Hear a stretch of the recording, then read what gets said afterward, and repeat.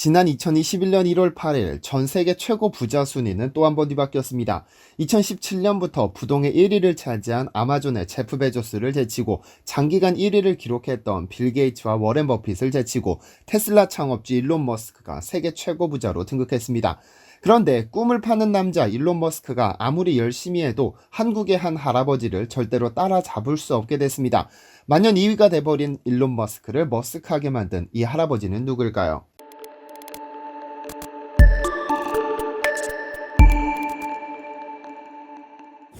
안녕하세요, 디스멘터리입니다. 현재를 살아가는 인간이 가장 궁금해하는 질문은 전 세계 최고 부자는 과연 누구일까라는 질문일 겁니다. 돈이 인생의 전부는 아니지만 우리가 겪는 많은 고민의 대부분은 돈이 차지하고 있기 때문에 인간에게 있어서 돈이라는 화두는 항상 제일 앞에 있습니다.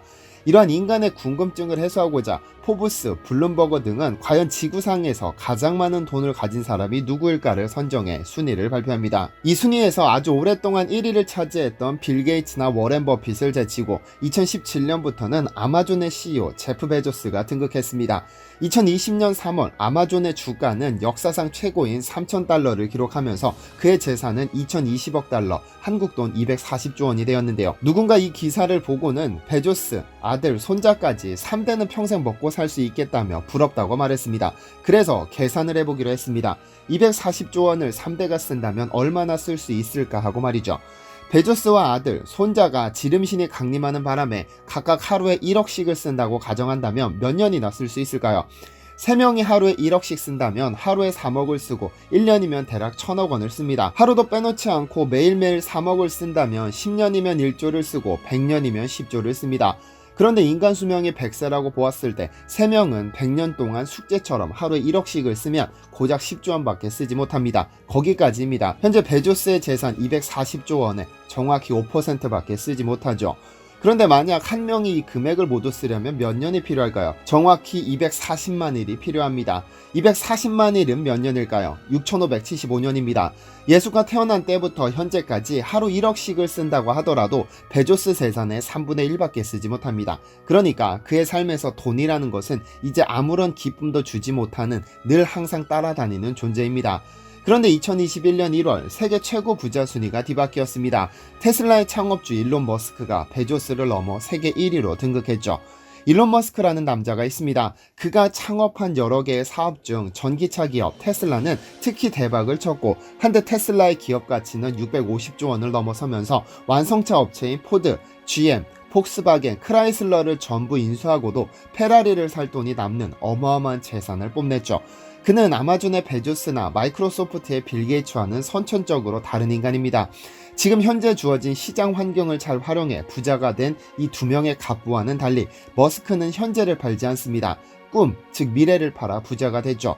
머스크는 어벤져스 아이언맨의 실제 모델이기도 한데 불가능한 것을 가능하게 만들 것만 같은 이상향을 제시하면서 사람들이 꿈에 투자하도록 만들었습니다.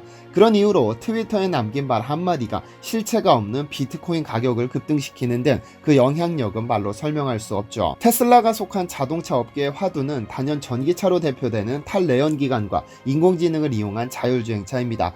특히 자율주행차의 경우는 운전자의 조작 없이 컴퓨터 시스템이 알아서 운전하는 것을 말하는데 머스크가 2017년 이 기술을 위해 인공지능 칩을 개발한다는 소식을 전하자 언론은 또 그를 두고 실현 불가능한 꿈을 꾸는 공상가라면서 비판을 쏟아냈습니다. 그런데 보통 인간이 생각하지 못한 획기적인 것을 현실로 이끌어내는 것이 테슬라 창업주 일론 머스크인데요.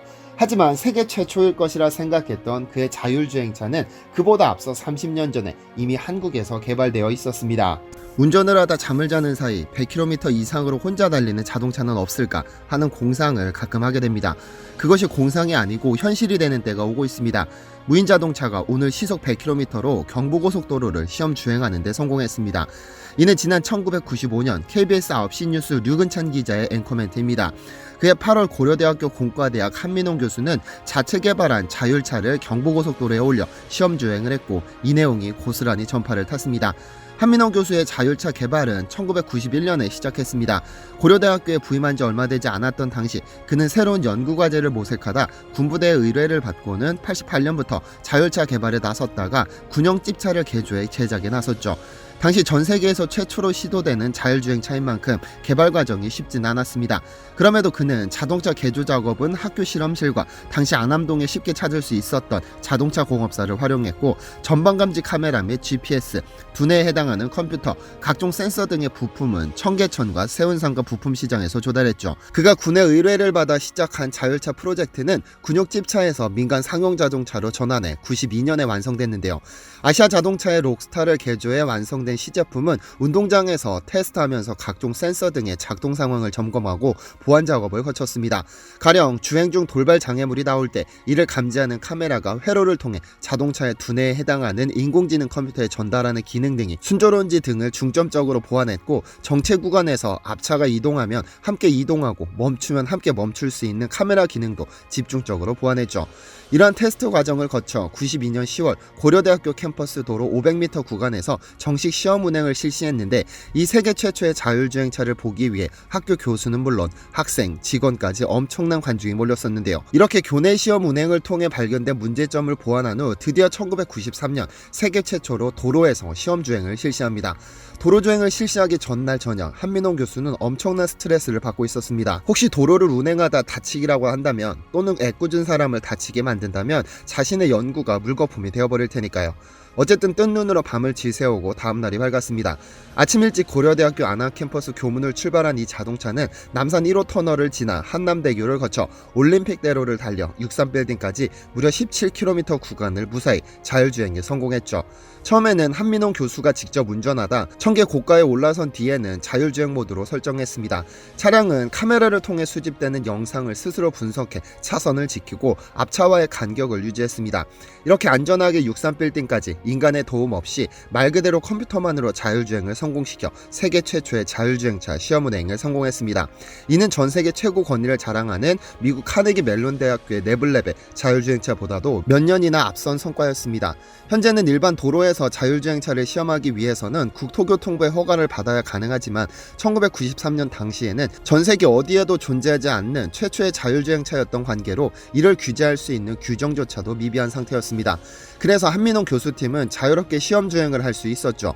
이렇게 공용도로에서의 시험 주행까지 성공적으로 수행한 후 93년 대전 엑스포에 참가해 100일 동안 주차장에서 전시장 한빛타워까지 자율주행하는 모습을 매일매일 시연했고, 이 모습이 MBC 뉴스에 보도되면서 널리 알려졌습니다.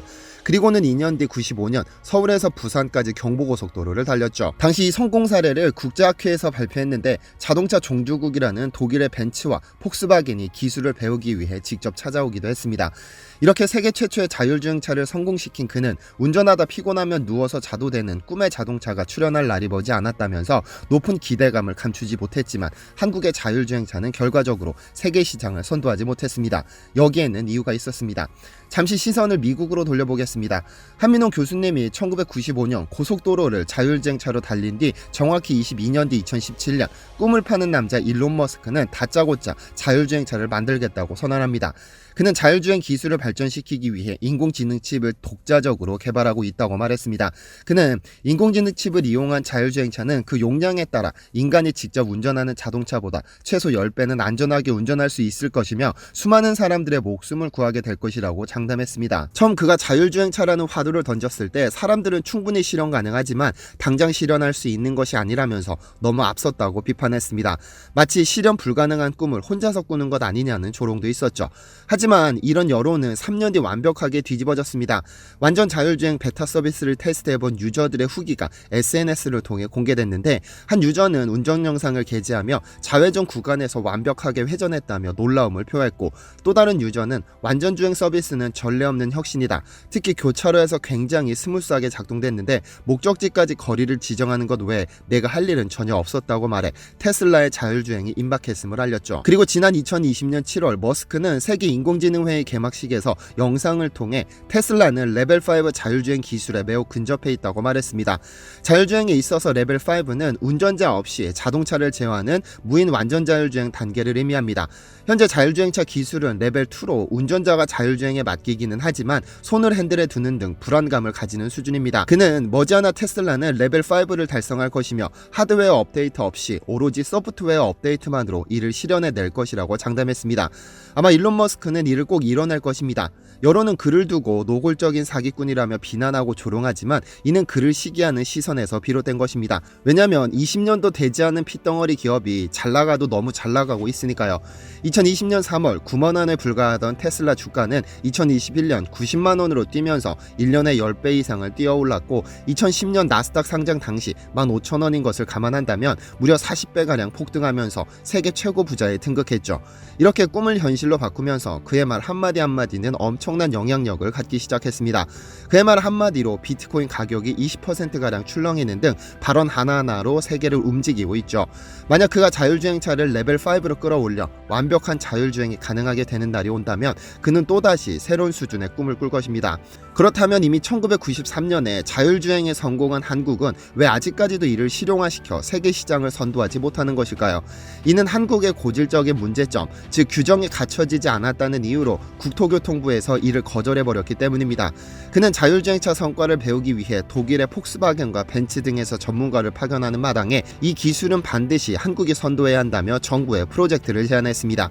하지만 국토교통부는 관련법 부재로 실생활에서 사용할 수 없다는 의견을 내비치면서 기업들의 지원도 받을 수 없어 더 이상 발전되지 못했습니다. 이렇게 황금알을 낳는 세계 최초의 기술을 보유했음에도 정부와 기업의 충분한 지원을 받지 못해 이제는 영원히 후발주자로 남게 됐고 결국 테슬라가 전기차와 자율주행으로 세계 시장을 선도하며 유명세를 떨친 이후에서야 뒤늦게 기술 연구를 승인하는 뻘짓을 저지르고 말았습니다. 일부 전문가들은 만일 한민홍 교수가 연구비 지원을 받았다면 노벨상을 수상했을지도 모른다고 말합니다. 2014년 노벨상을 수상한 일본의 나카무라 슈지는 중소기업에서 일하며 사장의 지원을 받아 LED를 발명해냈죠. 그가 발명한 청색 LED는 효율성이 상당히 높았죠. 이렇듯 일본은 현재는 그다지 쓸모없어 보이는 기술이라도 지원을 아끼지 않아 LED에 불을 밝혔고 한국은 자율주행차에 불을 꺼버렸습니다. 만약 30년 전 국토교통부가 이를 승인하고 기업에 충분한 지원이 있었다면 이 기술은 현재 삼성전자처럼 세계 시장을 독점하는 1위 기업이 되지 않았을까요? 시청해주셔서 감사합니다.